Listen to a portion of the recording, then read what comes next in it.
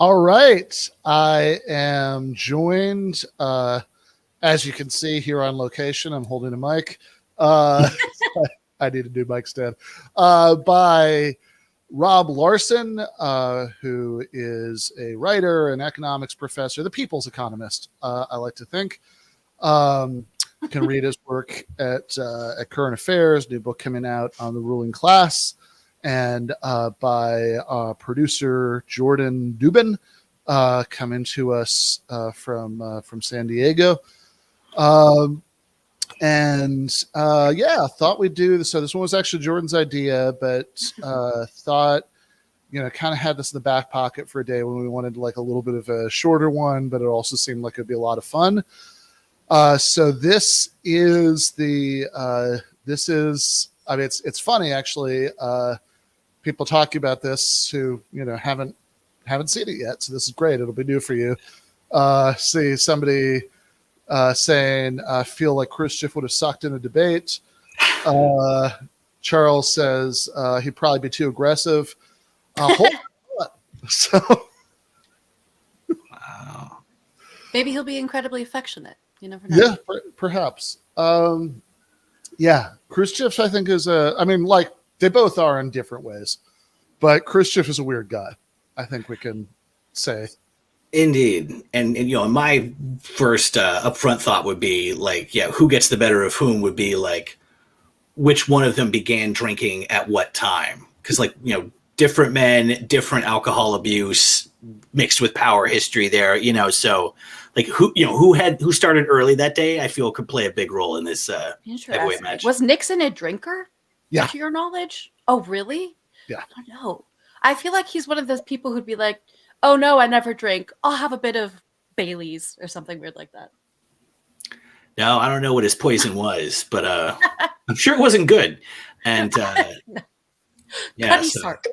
Yeah. Well, at the very least, there was. So I think there might be dispute about how sort of long going this was. I think it's definitely clear that in the final months of the Nixon presidency, there was like a ton of drinking going on, but I don't know. I don't know if in 1959, which is when this happened, that was as true. I could believe either way. Fair enough. Younger Nixon. Yeah, but yes, I like Rob's framing. This is like the whiskey versus vodka debate. But I actually think, to be fair, you get like slightly more diplomatic Nixon in this debate, and Khrushchev just being Khrushchev, he overflows with personality at all times. By the way, I have a transcript here in front of me, conveniently from the CIA website. So, nice. I'm glad that they felt the need to document that. Yeah, just to make sure everybody's clear about this. The CIA is literally providing the scripts that will be referred to in this, this episode, just in case anyone wasn't clear about that. That's right. Yes, we trust the CIA and everything we conclude. So absolutely, that's good. So this is in 1959 when this happens. So Nixon is the vice president under Dwight Eisenhower, and he's in the Soviet Union on the occasion of this exhibition, this like American exhibition going on in Moscow, because there was a deal. Like one of the sort of détente things that they were doing at that point in the late 50s is that there'd be like a exhibition of Soviet stuff in, like, I don't know, New York or something, and like and the vice versa in Moscow. For anybody who's ever read it or hasn't read it, Francis Spufford's novel Red Plenty has there's a scene in it that's at this exhibition. I should also mention I wrote a article for Current Affairs called "The Quest for Red Plenty," which was sort of a review of that book, because a lot of it's about the, it's this is much more entertaining than it sounds, but like in a weird way, the main character in that novel is like the Soviet like economic planning system. And I'd also suggest anybody who really wants to get into this, there's a book called K Blows Top, a Cold War comic interlude about, and I think they talk about the 1959 thing in the kitchen debate at the beginning. It's about Khrushchev's trip to the United States not long thereafter, and just kind of everybody dealing with him while he was there, like, because again, very loud, very overflowing with personality. One of the most memorable things in there is that there's a point where he, he's supposed to go on a plane because they're going to like go show him something on the plane, like take him to, to see, I don't know, Mount Rushmore or something. And adamantly refuses to go on until he's clear that Eisenhower is going to be on the same plane. So that is a man who survived the Stalin era. Careful. Yeah, to this day, a enduring Russian practical joke. Yeah. Classic crashing plane gag. Got him. Yeah. No, it's what are the chances? But yeah, so the title of K Blows Top comes from an incident during that trip where Khrushchev is very upset because he was going to go, I think, to Disneyland, but like they decided that the security wasn't good enough. Going to Disneyland alone is going to be frustrating, and all of that. But being denied entrance is even worse. Yeah, fair enough. But yeah, I mean, so this is kind of a classic exchange, because they're talking like this is, I mean, if nothing else, I mean, there's a level on which, look, obviously the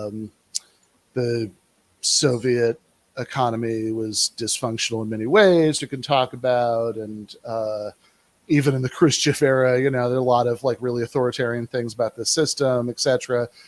But God, there's something about the setup here that makes me feel like, God damn it, right? There's a point where like global politics was centered so much on these sort of big issues about capitalism and socialism and how to organize the society, and it's just like there's a part of me that sounds so much better too. What at least that's about something.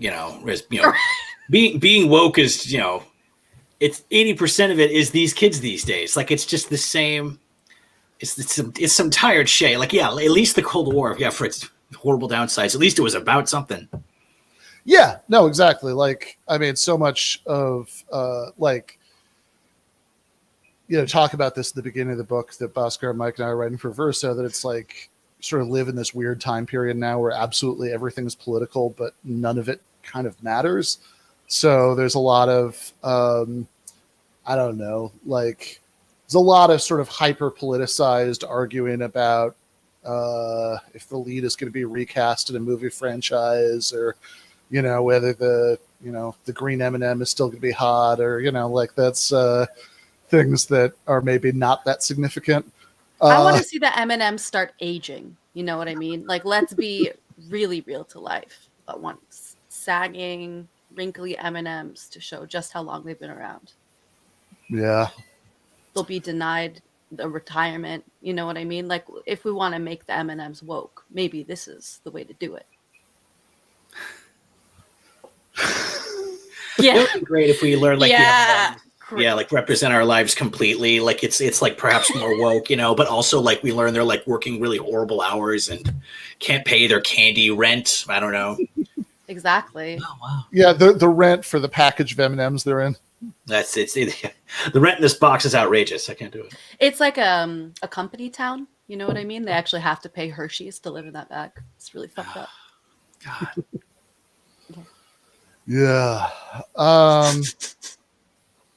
Fair enough. Well, on that note, good point, Jay. All right, so let's get started. I should say that a lot of it, this Premier Khrushchev is, of course, speaking Russian. I think it's actually, I think the man himself was actually Ukrainian, but whatever. He spoke Russian at Whoa.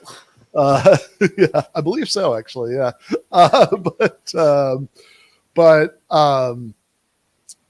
Yeah. I think Lenin was a Russian, Stalin's a Georgian. I believe Nikita Khrushchev is a Ukrainian, and then it goes back to Russians until the collapse of the Soviet Union. It's like the periods of non-Italian popes or something like that. But in any case, he's speaking Russian. There's a translator. This would kind of just as a warning for anybody who might like have this on in the background while they're washing dishes or something like that. This might be easier if you save this to like watch. Sometime you can actually watch it so you can get the subtitles. But let's see how it goes. Now you're assuming people's language skills. So rude. Yeah. I'm going to go right ahead and assume that the demo here can read. So I'm sorry for disappearing the lived experience of illiterate Give Them an Argument viewers. Oh, I was talking about Russian speakers, but that's even funnier. Okay, so go with that one. Yeah. Yeah. People in the I don't audience, I don't think there's a lot of there are probably more Russian speakers than illiterate people in the audience, but probably also not that many. If I had to guess. I mean, who knows, right? If you're watching this and you're fluent in Russian, just but you're also illiterate, then you're like, whoa, the shiny Pokemon card of the experience here. Yeah, but alert us to your existence in the chat, and we'll take you into account. Somehow ask someone else to write for you. Good point. Yeah. Ask one of your literate relatives to write in the chat that you exist, so we'll know. Thank you. The modern way, visibilize your community by sounding off in the comments. Yeah, exactly. Brilliant. All right.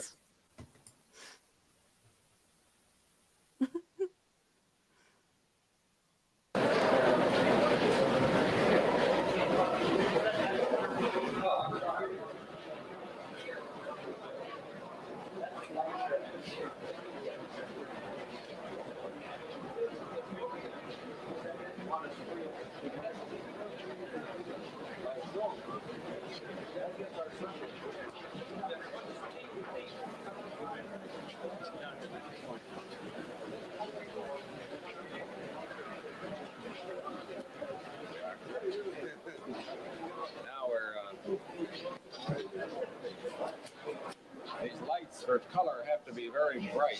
Very hot. Что-то ты выйдешь очень сердитый, вроде ты хочешь подраться. Ты же не такой сердитый. Нет. Я превосходительство. Господин Никсон видел меня в очень хорошем настроении. No, you couldn't believe that because you saw Mr. Welcher in very good humor this morning. That's right. Это когда-то он был кавалеристом, тогда. Это теперь он мирный человек. Мирный. Oh, yes. He still is. Еще, да, еще можем дотронуть. I can still write. Really? Действительно? Скажите, пожалуйста, какое у вас пока общее впечатление выставки? Если говорить о впечатлении, сейчас видно, что строители не успели закончить строительные свои дела, и экспонаты еще, так сказать, не находятся на месте. Но поэтому трудно сейчас сказать, потому что мы больше видим строительных деталей еще не установленных, чем экспонатов, которые хотелось бы нам видеть. Но думаем, что все это уладится в несколько часов, и все будет на месте, и выставка будет хорошая. Если пожелания наши, так мы хотим самых лучших пожеланий Америке, чтобы она показала свои товары, изделия, свои способности, большие способности. Мы охотно посмотрели, поучились, значит, и не только поучились, но и вам можем показать, и показываем также успешно. Это бы способствовало бы улучшению отношений между нашими государствами, между народами для обеспечения мира во всем мире. Мы с американцами только хотим жить в мире и в дружбе, потому что мы самые могущественные государства, и если мы будем дружить, то будут дружить и другие страны. А если найдется какой-нибудь очень воинственный, можем немножко за ушко его дернуть и сказать: не смей, воевать нельзя, теперь время атомного оружия, поэтому начать можно глупцу, а потом и умные не закончат этой войны. Вот, следовательно, мы этим руководствуемся в своей политике, в строительстве внутри себя и в международной политике. Желаем вам, значит, успехов и всем, чтобы вы показали действительно возможности Америки. А мы тогда скажем: вот возможности Америки, она сколько она существует лет уже? 300 лет? 150 лет независимости. Вот мы тогда скажем, что Америка 150 лет, значит, существует, вот ее уровень. Мы 42 года, еще не совершилось. Еще нам 7 лет, и мы будем на таком же уровне, как Америка. А в следующий пойдем дальше, вперед. А? Но мы, когда вас обгоним на разъезде, мы вам приветствие.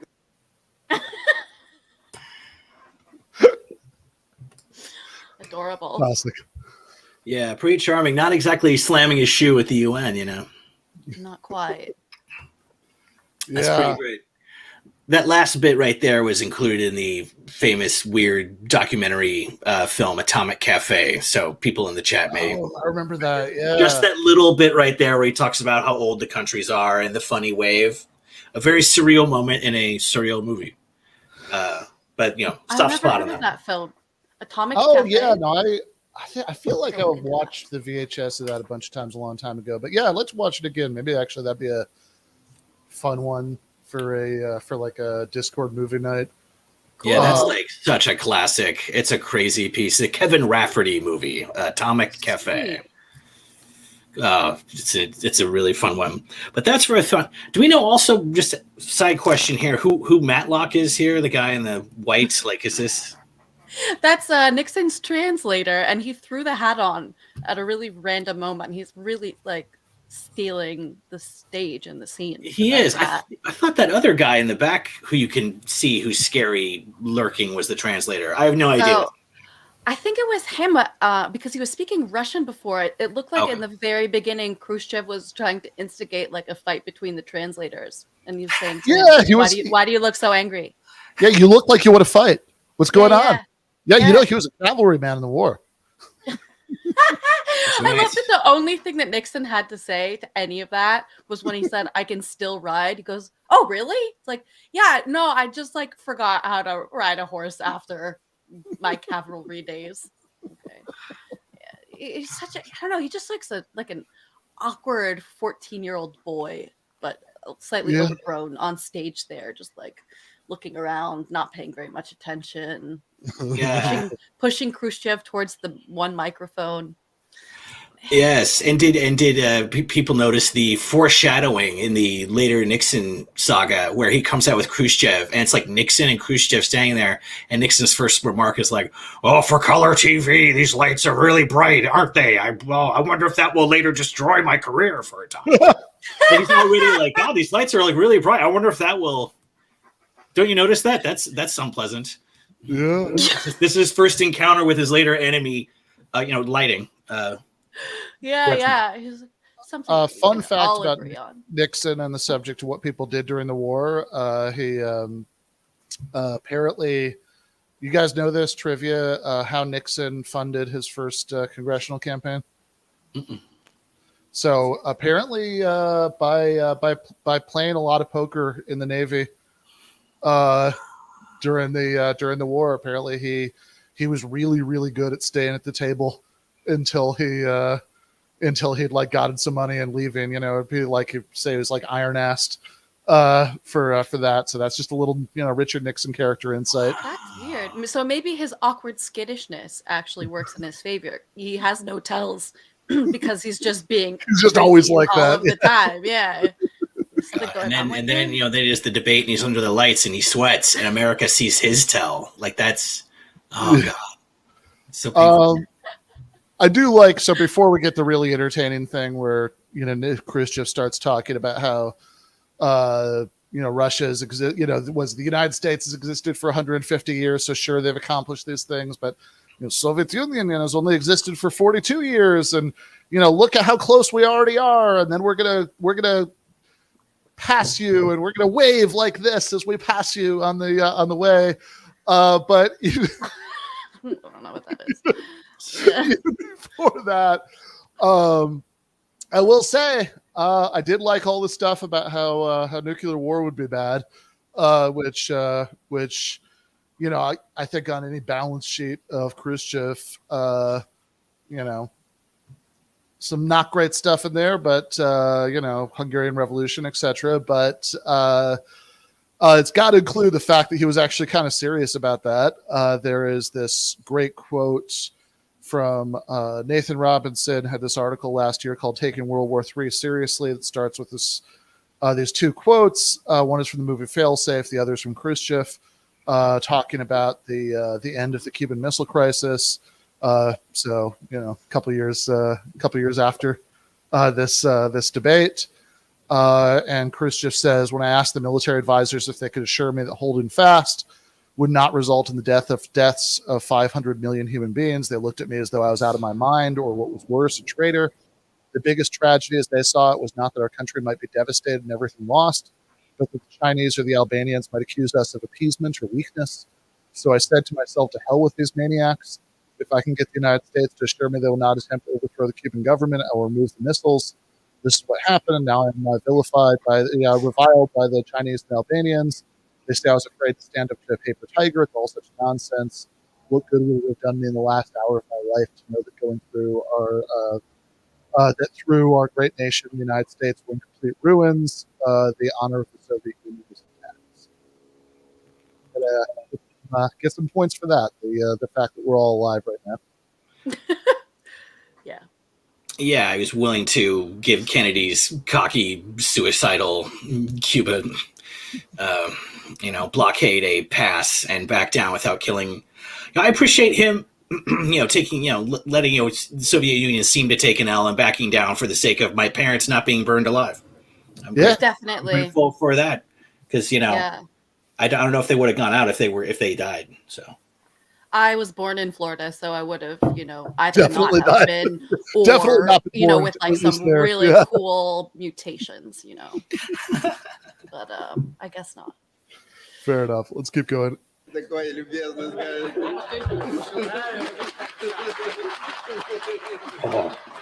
I love that. Потом, если хотите, мы можем остановиться и сказать, пожалуйста, за нами, пожалуйста. Вопрос социального устройства. Вы хотите при капитализме? Живите. Это дело ваше, это вопрос внутренний. Нас не касается. Мы можем вам сочувствовать. Ну что же, раз вы не понимаете, ну живите так, как понимаете. Вот видите.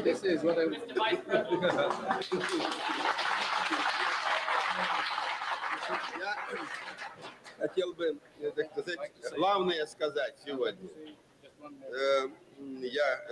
Мы все рады прибытию в Москву на открытие выставки вице-президента господина Никсона. Я лично и от своих коллег выражаю благодарность. Господин президент прислал послание, я еще не прочел, но я заранее верю, что с добрыми пожеланиями я выражаю благодарность. И у нас, думаю, что вы будете довольны нашим пребыванием. Если бы, я уже не могу без «если», понимаете, если бы вы этого «если» не вызывали, то есть не принимали такое необдуманное решение, которое принял Конгресс, замечательная была бы ваша поездка. Но вы замутили воду сами. Зачем это вам?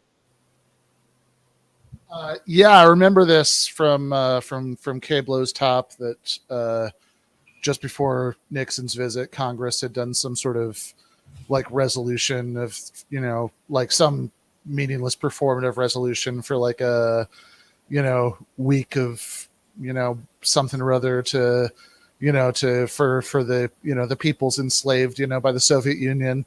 And Khrushchev was super pissed about it, throughout the visit. So that's what he's referring to there. Бог его знает. Что случилось? Какая черная кошка, понимаете, пробежала у вас, значит, и спутала вам, понимаете, разум, понимаете. Вы приняли неразумное решение. Но это дело ваше. Мы не вмешиваемся в ваши внутренние дела. Mr. Vice President, from what you have seen of our exhibition, how do you think it is going to impress the people of the Soviet Union? Well, I have not had much of an opportunity to see it yet, but I've seen a great number of photographers, and as has, of course, the President and the Prime Minister. I think, though, that from what I have seen, that it's a very effective exhibit, and it's one that will cause a great deal of interest. I might say that this morning, I very early in the morning went down to visit a market, and where the farmers from various outskirts of the city bring in their items to sell. As I was talking to them, several of them came up and asked me if I knew where they could get tickets for the exposition. I had none with me, but I did make arrangements to send some back to the man who was apparently the manager of the market. I can only say that there was a great deal of interest among these people who were workers and farmers, etc. I would imagine that the exhibition from that standpoint will therefore be a considerable success. As far as Mr. Khrushchev's comments just now, they are in the tradition we learned to expect from him of speaking extemporaneously and frankly whenever he has an opportunity. And I'm glad that he did so on our color television at such a time as this. Of course, later on, we will both have the opportunity to speak this evening, and consequently, I will not comment on the various subjects that he raised at this point, except to say this. This, Mr. Khrushchev, is one of the most advanced developments in communication that we have, at least in our country. It is color television, of course. It is, as you will see in a few minutes, when we will see the very picture of your speech and of my comments that has been transmitted. It's one of the best means of communication that has been developed.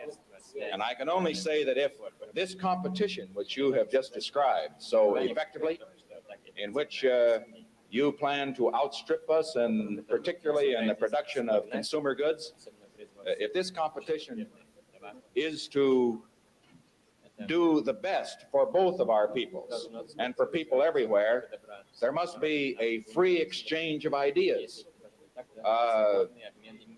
There are some instances where you may be ahead of us. For example, in the development of the thrust of your rockets for the investigation of outer space. There may be some instances, for example, color television, where we're ahead of you. But in order for both of us to benefit, Мы в ракетной вас опередили и в этой технике вас опередили. Я не знаю. Where do you see the picture? I think it would be interesting for you to know that this program is now being recorded on Ampex color tape, and it can be played back immediately, and you can't tell that it isn't a live program. And извините, и советские инженеры пришли и увидели это, и они восхищались. Я тоже присоединяюсь к восхищению наших советских инженеров. Что американцы умные люди, мы всегда об этом верили и знали. Ну что, глупые люди не могли бы поднять экономику на такой уровень, которого не достигли. Но мы тоже, знаете, не мух, так сказать, ноздрями бьем. А за 42 года, знаете, так шагнули. Значит, что достойные партнеры. Поэтому давайте соревноваться. Кто больше даст товаров для народа. Та система лучше, та победит. Let's have a far more communication and exchange in this very area that we speak of. We should hear you more on our television. You should hear us more on yours. Давайте так, телевидение, конечно, можно, но телевидение можно выступать, никого здесь нет, а потом это положите на склад. А давайте так, вы выступаете перед нашим народом, а мы будем выступать перед вашим народом. Это будет куда больше, люди будут видеть и чувствовать.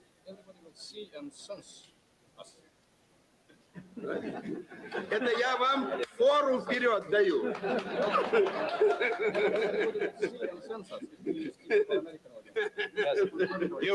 You must not be afraid of ideas. Вот мы вам говорим, вы-то не бойтесь идей, а нам бояться нечего. Мы уже вырвались из этого, понимаете, положения, когда нас идеи не пугают. Well, then let's have more exchange of them. We all agree on that, right? Хорошо. Вот. Что, с чем согласны? Now let's go look at our picture. Я согласен. Я хочу уточнить, с чем я согласен.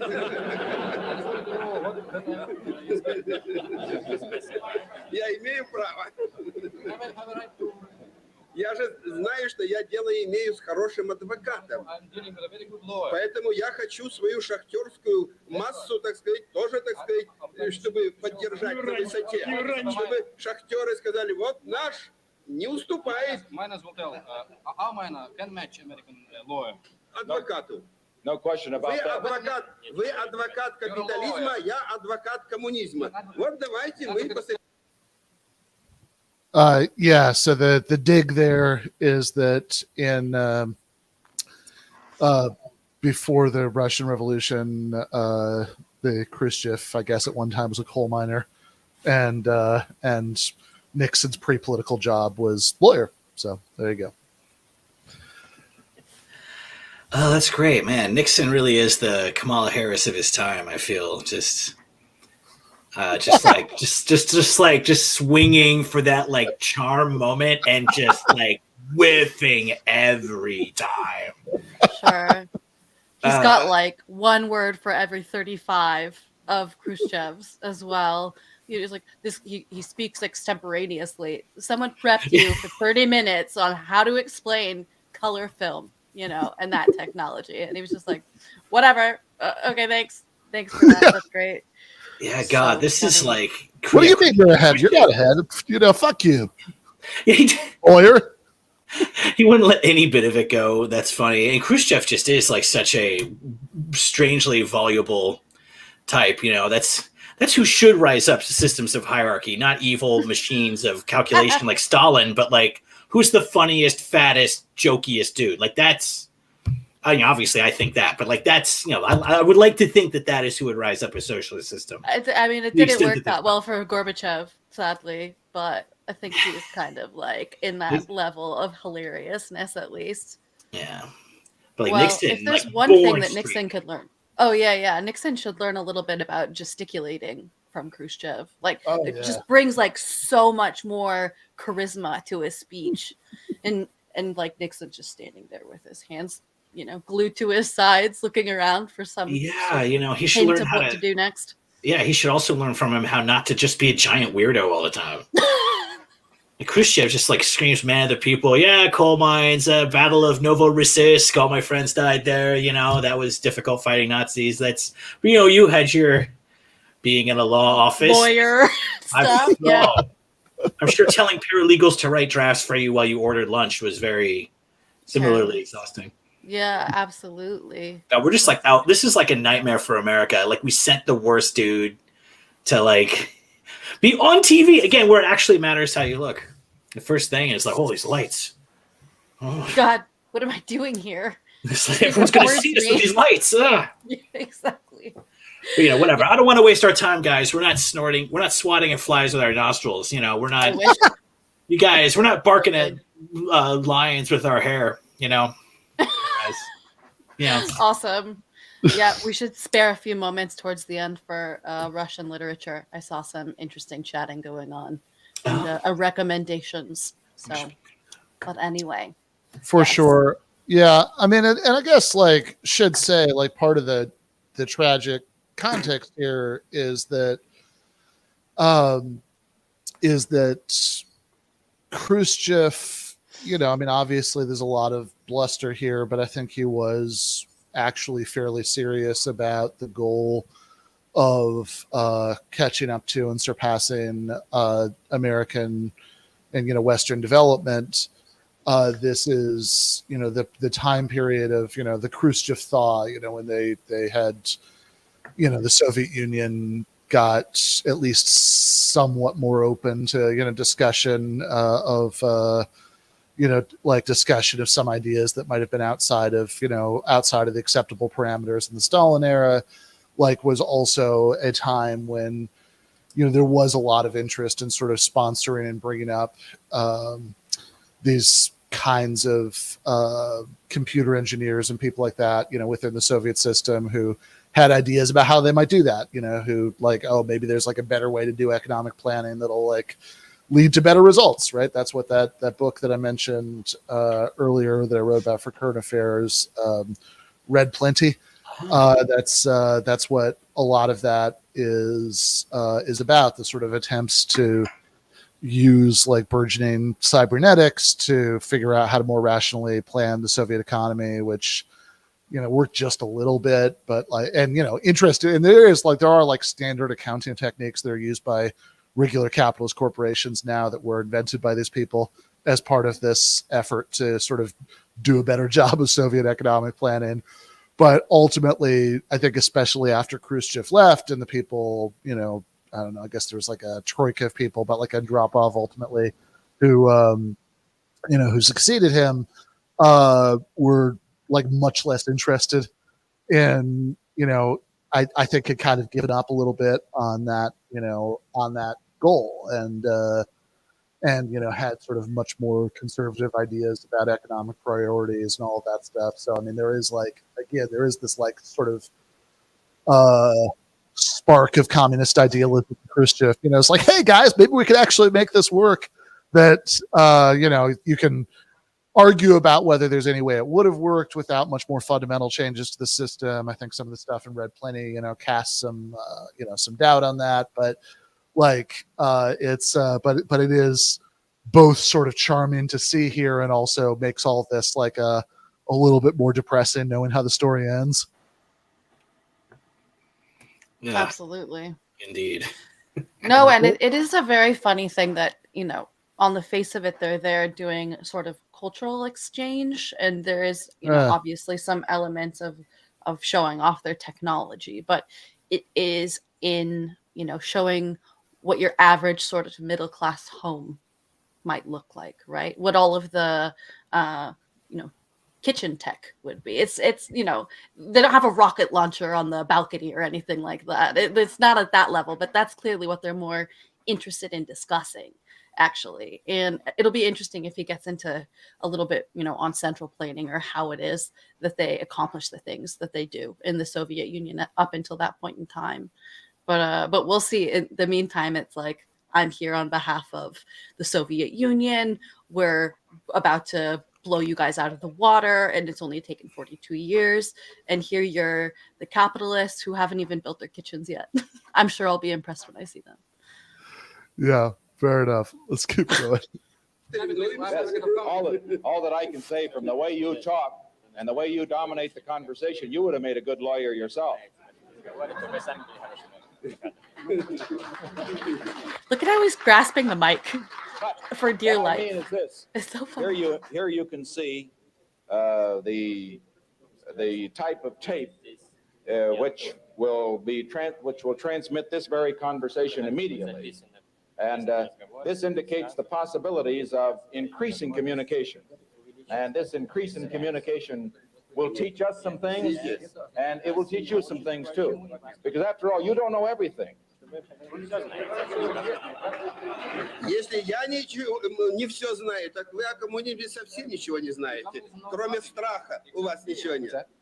If I don't know anything, then communism doesn't know anything except fear. I don't think If I don't know something, well, then you don't know anything about communism except fear. Потом сейчас мы диспут ведем не на равных основах. Аппарат ваш, вы говорите по-английски, я говорю по-русски.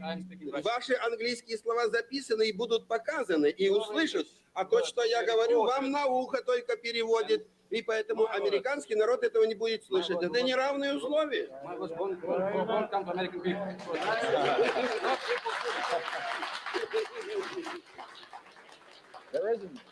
There isn't a day that goes by in the United States when we can't read everything that you say in the Soviet Union, when you're not fully reported in what you said in Poland. In fact, when Mr. Kozlov was traveling in California, talking in terms of, as very properly as you have, about peace, you were talking somewhat the other way, and it was reported in our press very extensively. And I can assure you that never make a statement here that you don't think we read in the United States. Так вот, возьмите тогда, если так, я вас ловлю на слове.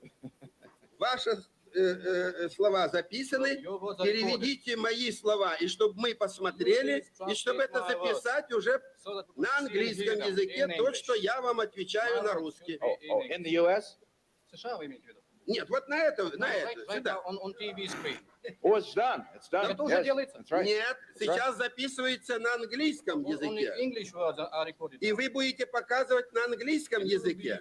А я хотел бы, чтобы это было, перевод мой тоже был бы переведен на английский язык.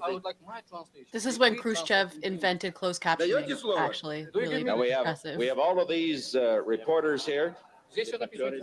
We have Нет, слово даете? every word that you have said, every word that you have said has been taken down, and I will promise you that every word that you have said here will be reported in the United States, and they will see you say it on television. Но я видел, я сомневаюсь, поэтому я хочу, чтобы вы, вице-президент, что вы даете слово, что моя речь тоже будет записана на английском языке. Будет, нет? Certainly it will. Certainly. Yes. Right. Right. In fact, and at the same token, everything that I say will be recorded and translated and will be carried all over the Soviet Union. That's a fair bargain. Вот правильно. Все будет на русском языке. Мы деловые люди. Сразу сошлись.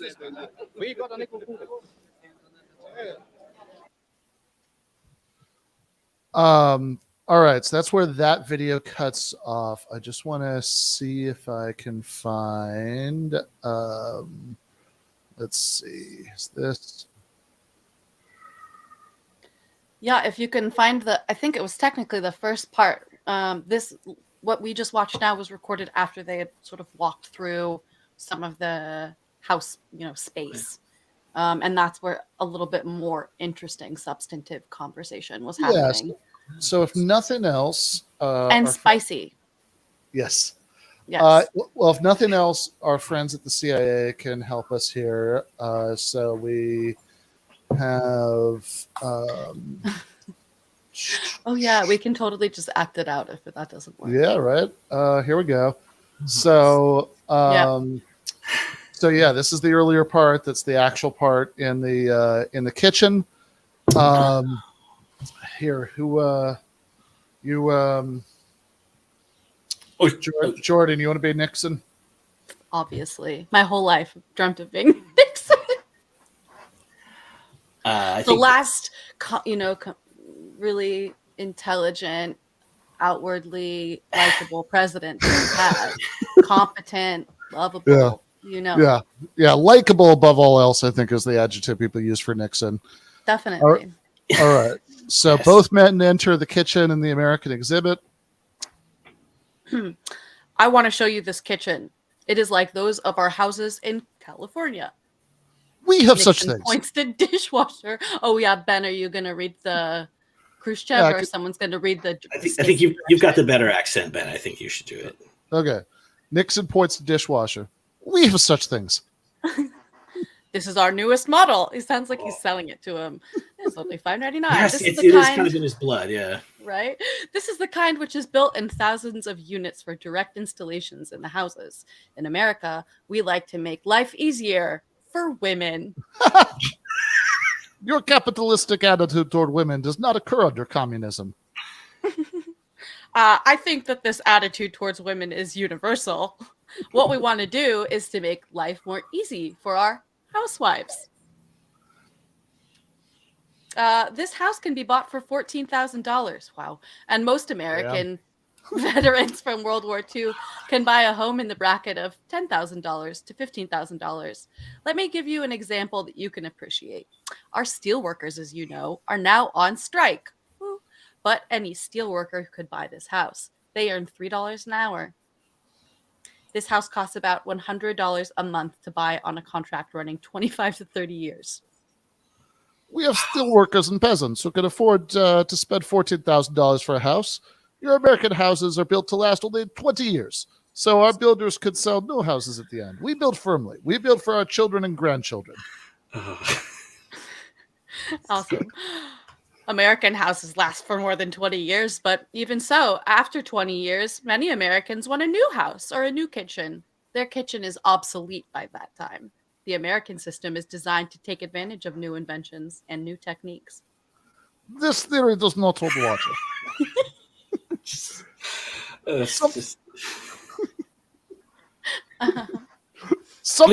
not conciliatory at all. No, like not at all. Like, uniformly wrong in following ways. Yeah, exactly. So good. Yeah. This is definitely why Nixon said on that stage, like, well, you never concede a thing. That's why he was acting like that. He's like, this is what he was chastened by all this. Like an hour of this. He's like, oh my God. Totally. Yeah, exactly. Okay. Go ahead, Ben. This theory does not hold water. Some things never go out of date. Houses, for instance, and furniture, furnishings, perhaps, but not houses. I have read much about America and American houses, and I do not think that this exhibit and what you say is strictly accurate. Well, I hope I have not insulted you. Sweating. Brackets, sweating. I have been insulted by experts. Everything we say, on the other hand, is in good humor. Always speak frankly. Already bitter. The Americans have created their own image of the Soviet Union.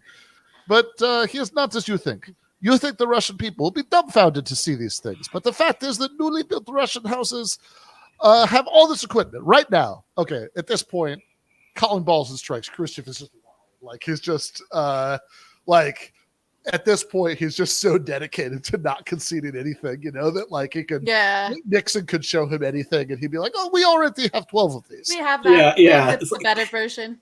Yeah, exactly. We just hosted World War II, but we already have broadband technology. We have this already. Yeah. He also said about the house that it looks like it's gonna, you know, it's only built for 20 years, and then he says, well, some things are timeless, you know. Let's hope so. I love that. Yeah. He's really giving him a hard time. Okay. Yes, but I love that that's the whole Nixon party. In Russia. Sweating. In Russia, all you have to do to get a house is to be born in the Soviet Union. You're entitled to housing. In America, okay, point for Khrushchev. In America, you don't have a dollar and you have a right to choose between sleeping in a house or on the pavement. Yet you say, we are the slave to communism. I appreciate that you are very articulate and energetic.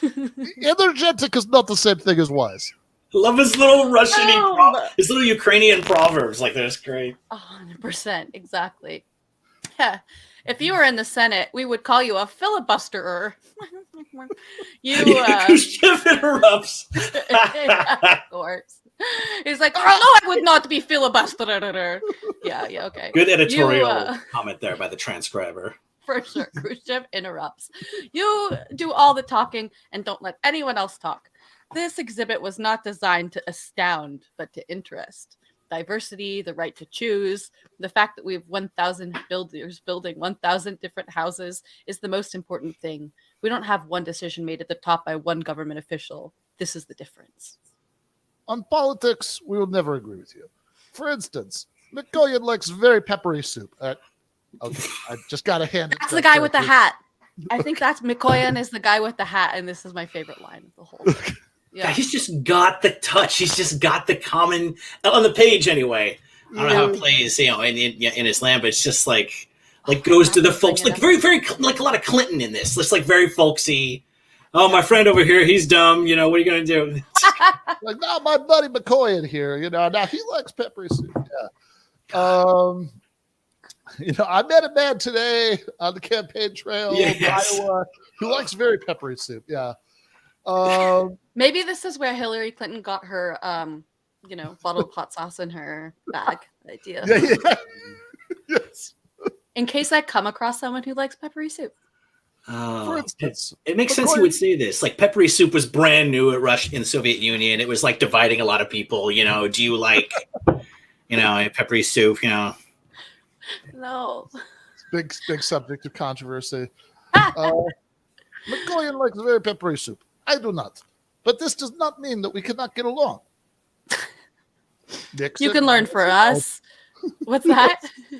Nixon, running with the analogy. That's right, of course. He's just trying to hang in there, really man. got it. He's just trying to not get swept away in the just joyous populism of Big Nikita. That's right. He is. He's also entranced by the wild gesticulations. You can learn from us, and we can learn from you.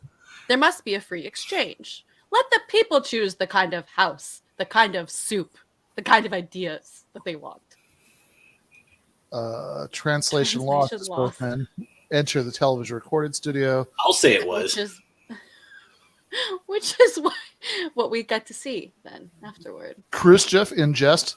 You look very okay. Yeah. That's what we watched. This is what we watched. Okay. I think Mikoyan didn't like that his soup predilections were brought up. Why you got to bring up the peppery soup in front of the Americans? I bet that's like some inside joke. It's a euphemism for some weird sex act. like the peppery soup.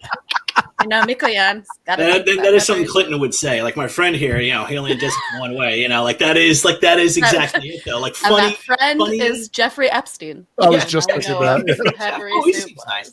Yeah. Funny, slightly inappropriate remark about a friend, like, oh, we're all laughing, Everyone's having a good time, everyone's having a good time. No one has to look at Richard Nixon and have a bad time. Like they're having a good time. That's great though. Yeah, Ben's right. I like Khrushchev, as he learned in the Great War, just do not, in the Great Patriotic War, do not concede an inch. Just no, we have those. That's those also, but also something Jordan said again with the gesticulations. That's great that Nixon. You have all your fun gestures, just resenting that the other guy has a fun patter that's not just coming out of some law office, that Nixon bitterness. We're just seeing it beginning in this. Yeah. Yeah. I did remember one thing that was said. Enough? Oh, sorry. I remembered something that was said in the transcript that I didn't hear on stage, but apparently. And I mean, the CIA wrote this down, so it's got to be true, right? Khrushchev said, "You're a lawyer of capitalism. I'm a lawyer for communism. Let's kiss." Huh? Is that it? Yeah. If you scroll down, you can find it. But just he's such a troll. He was such an incredible troll. He knew he was going to rile this guy up for however long it took before they got in front of the newfangled, color cameras. And I think he got him right where he wanted him. I think they were so glad that it wasn't Khrushchev and Eisenhower. Oh shit, he sent that really weird stiff flunky with a chip on his shoulder about growing up poor and being excluded from the Ivy League, who doesn't know how to talk, who melts like a candle under modern TV cameras. I bet. Yeah, I don't know. CIA misinformation. I don't know, but it's pretty funny, so I want to believe it. Yeah, absolutely. I mean, I would love to think what the CIA thought we would gain from that knowledge, or what that was going to do. They're secretly spreading, what Khrushchev is gay. Also, that's what peppery soup means. Apparently, peppery soup means that Mikoyan likes women. Khrushchev wants to kiss. Yeah, see, Oh, when there Nixon you didn't go. say, "Oh, I don't like peppery soup," Nikita's like, "Okay, I'll take a step further. Like, would you like to kiss on camera?" That's the thing. If we don't have footage of this, we don't know if they kissed or not. Yeah. Well, no, to be fair, this is during the part we do have footage of. I think that just Yeah. didn't make the subtitles. It didn't make it into the subtitles. I love that confusion about like Yeah. we're gonna have to like re-record this where I'm speaking in English. You know what I mean? It's like This is it's gonna be the definitely same tape, buddy. yeah. No, like the 3 minutes we spent arguing about that, like just to be really clear, that Nixon was promising as vice president he was going to make CBS play this whole thing, with subtitles.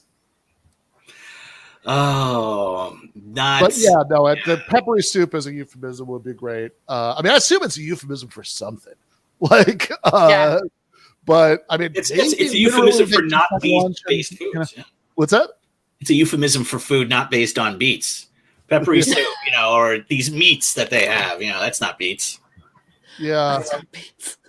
Listen, borscht is a real gem. You can have it hot or cold. You can have it peppery or creamy. Come on.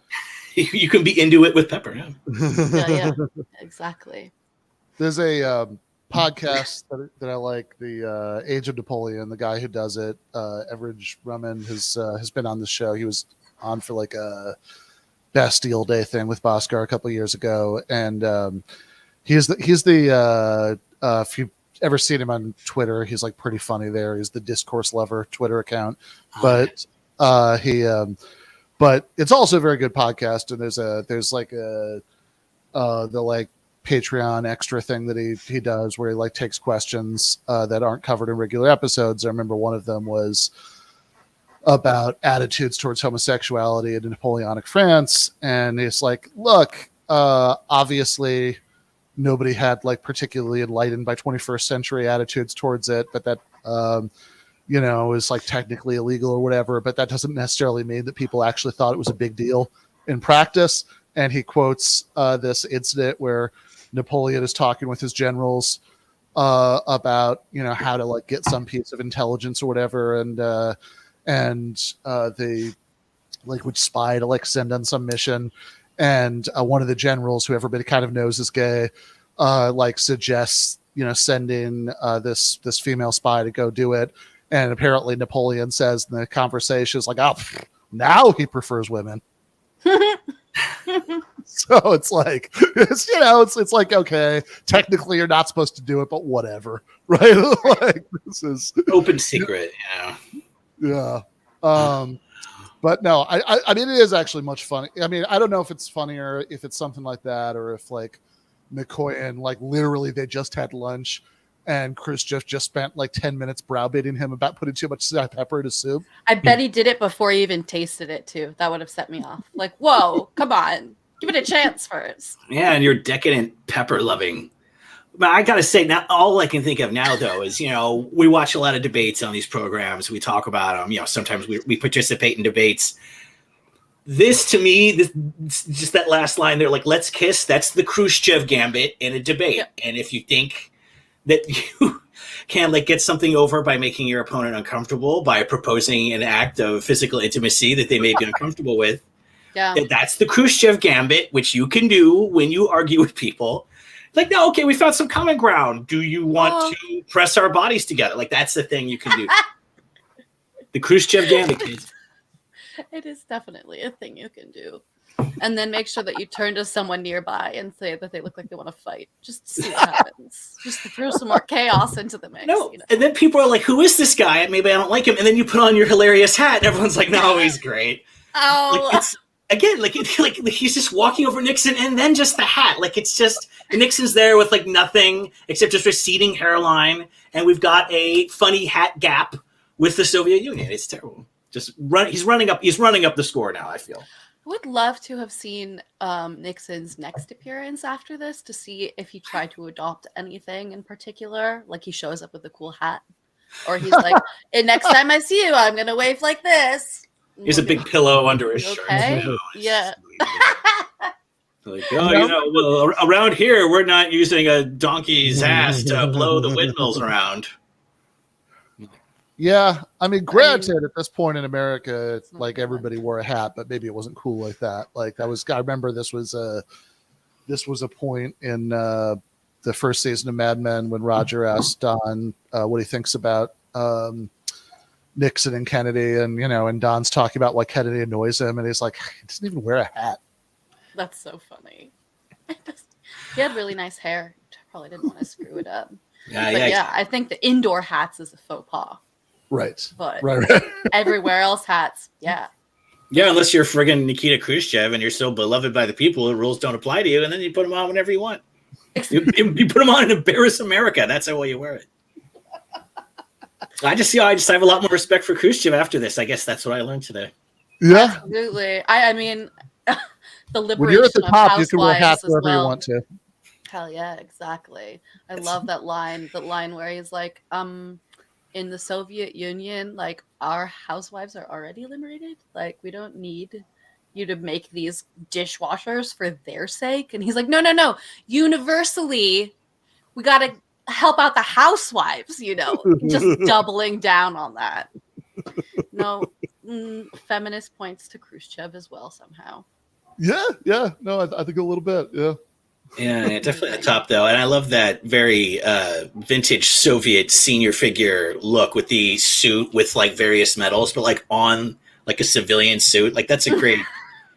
I want to get first. I got to get a medal for something, but then I want to wear it just like my normal, Just my go to normal the kitty clothes. thrift Yeah, store. Just pick up anyone that you find. If you know any like Boy Scouts, grab a few of their badges. That's cool too. that sounds way easier. Yeah. He got like Than an extra, earning something. like the Soviet army gave him a little medal in the shape of a kitchen after this, to commemorate his defeat of Richard Nixon. It's another painful campaign for his long career. Yeah. Oh my god. Funny. Oh, Man. I enjoyed that. That's amazing. I wish we could see the kitchens though. I think I saw a picture, like a still shot of them standing let's outside see. of one. But also the concept that like every 20 years you're gonna want to either get a new house or get a new kitchen. That doesn't seem like that played out particularly either. No. They'll update a few pieces, in the kitchen, but getting your kitchen redone every 20 years is a bit extravagant. Gone are the days of a $14,000 house on a $3 an hour wage. $100 a month, he said. Yeah, wow, unbelievable. That's just $100 a month. Yeah, that's the one exactly. Oh, okay, yes. Okay, I remember seeing. Yes, it's all coming back to me. Yeah. Just what still else is photos in there? That's really funny. Okay, you got some like cleaning stuff. Clearly, there's the little switch on the wall, and on the table here, pick a pack. I think they're snacks. They're just like individually wrapped. That looks like in a treats, box. doesn't it? Yeah. Yeah, exactly. Speaking of Like, treats, we have those. okay. We have this. We have that. It's not so good. That's great.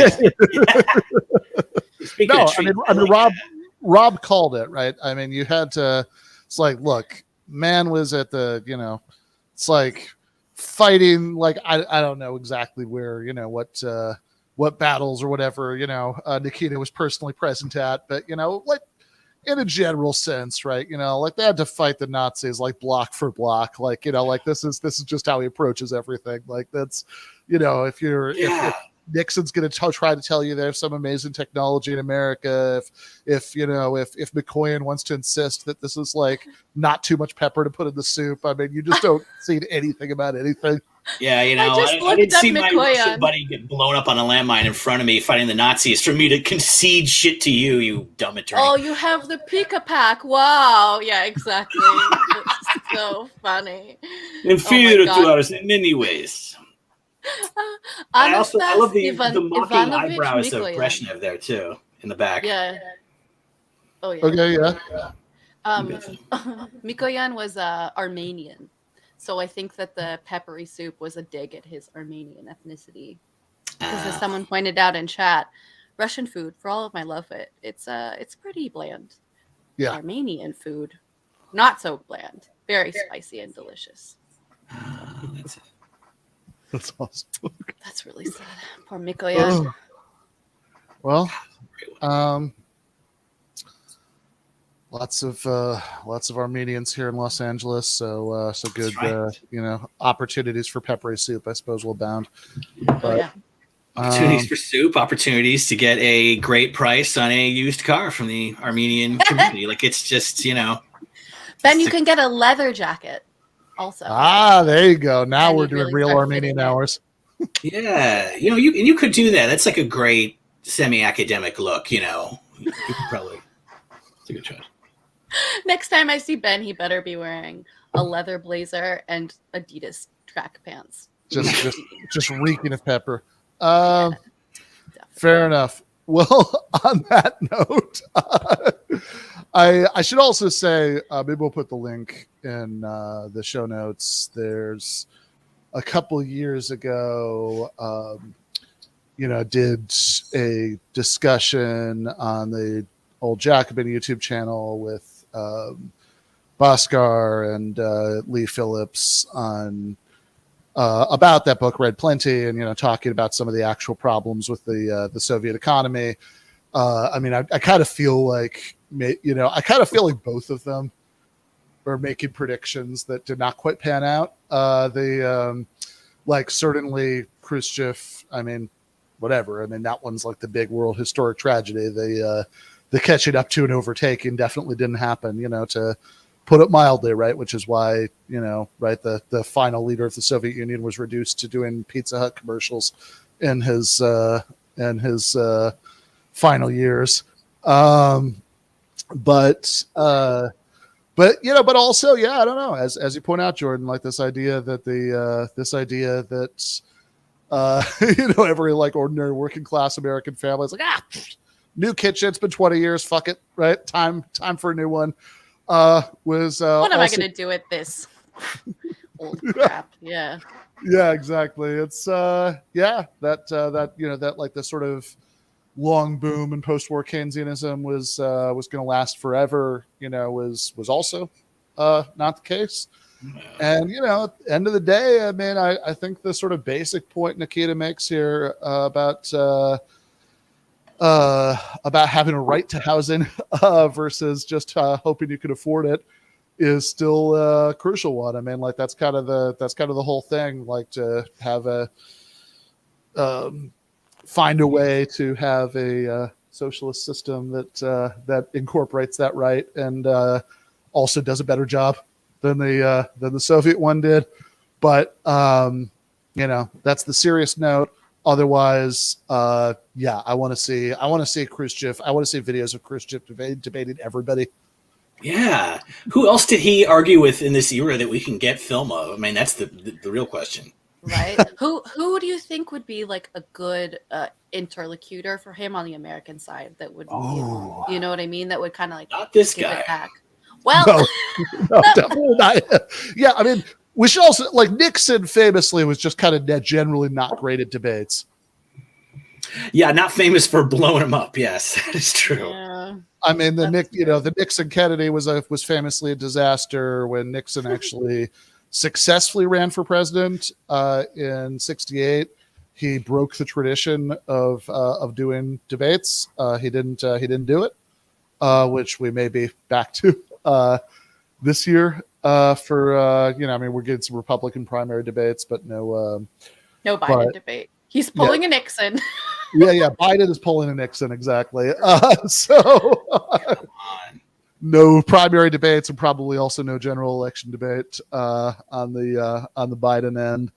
So yeah, I don't know if Nixon debated McGovern, but I think probably not, right? Like I think he probably realized that this sort of thing didn't go well for him.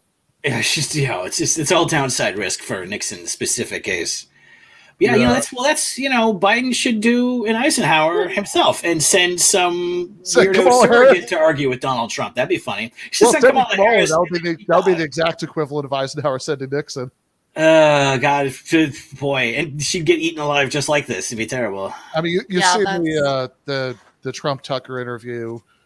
Like that is one of the moments on Trump's end that's like, oh man, he still has it. When he's talking about Kamala, he's like, she speaks in rhymes. Tucker's like, what do you mean she speaks in rhymes? She speaks in rhymes. You know, What the is bus it? goes here, the bus goes there. So Because funny. that one thing she's, oh God, what a strange, it's undeniably entertaining, but it's like entertaining like a fever dream is entertaining. Yeah. Exactly. Yeah. Exactly. In the whiskey versus vodka wars, she would throw in like a handful of dissociative drugs and sleeping pills, I think. But Yeah. No, right. I think Kamala would be the Chardonnay and sleeping pills, entry into to complicate the Nixon the whiskey versus vodka war. Yeah, But I think we can say Trump safely doesn't the drink. vodka one. That's I would true. absolutely watch Kamala debating Trump. Yeah, come on. We need something though. Like, I mean, whoever, but throw someone in the line for God's sake. I'm bored. Yeah. We could go with the Chapo suggestion from a few years ago, and there could be a Hunter could debate Eric and Don Jr. That was my suggestion. I invented that. That's hilarious. So, Sure, Chapo stole that from me. um, Bastards. Yeah, no, yeah. debate by proxy. It would be fantastic. Just wait Yeah. a little while for Ron DeSantis' son to grow up. Throw him in too. Can you even imagine what an annoying little shit that guy's gonna grow up to be? Especially as like a pro golfer. That's already his calling as like a toddler. So yeah, he's gonna be Awesome. insufferable entirely.